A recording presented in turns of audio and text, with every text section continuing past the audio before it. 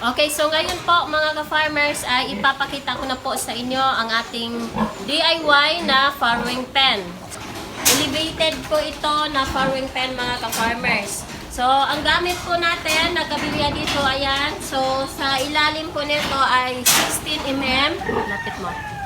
16mm. Ito po ay aapakan po ng ating inahin. Tapos dito naman, itong ganito ay 10mm lamang po. Tapos, dito naman sa kabila mga ka-farmers, ay 10mm sa ilalim po neto ay 12. So, mga biik lamang po ang nasa lugar na ito mga ka-farmers. Ayan, so dito naman sa cage, yan po tayo.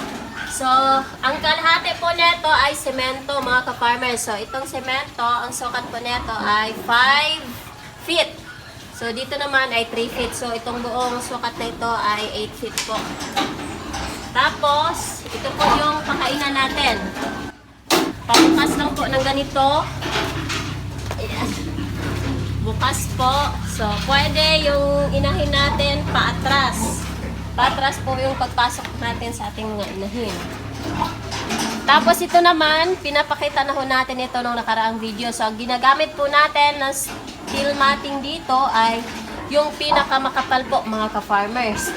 Tapos yung ganito ay 10mm din po. Tapos may nagtanong po mga ka-farmers tungkol po dito sa sukat ng ating cage. Yung pataas po. So mula po dito sa sahig, dito lang, hanggang doon sa itaas ay 110 centimeters po mga ka-farmers. Tapos dito naman, tinatansya lang po natin. Pwede rin po mga ka-farmers, paatras yung baboy or inahin natin or paabante. Kapag ilalabas natin, pwede paatras, pwede naman doon. So, depende na po sa inahin kung ano po ang, may mga inahin po kasi na mas pabor po sila sa paabante. So, nakadepende na po sa inahin natin.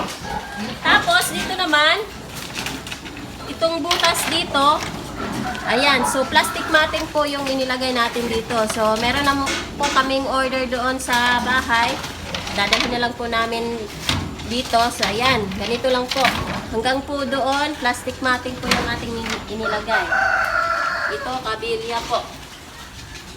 So, dito din po sa kabila, ganun din. Plastic matting din po. So, ganito lang. Dito lang po mga ka-farmers. Tapos nilagyan po natin ng ano po ito? Itong angle bar. Nilagyan po natin ng angle bar dito mga ka-farmers para po kasya po siya or fit po. Ayan. So may nagtanong kung magkano daw po ang ginastos natin sa isang farrowing pen na ito. So ito po mga ka-farmers ay estimated lang po namin na gasto. So nasa 20,000 po. Kasama na po itong sow feeder. Ayan.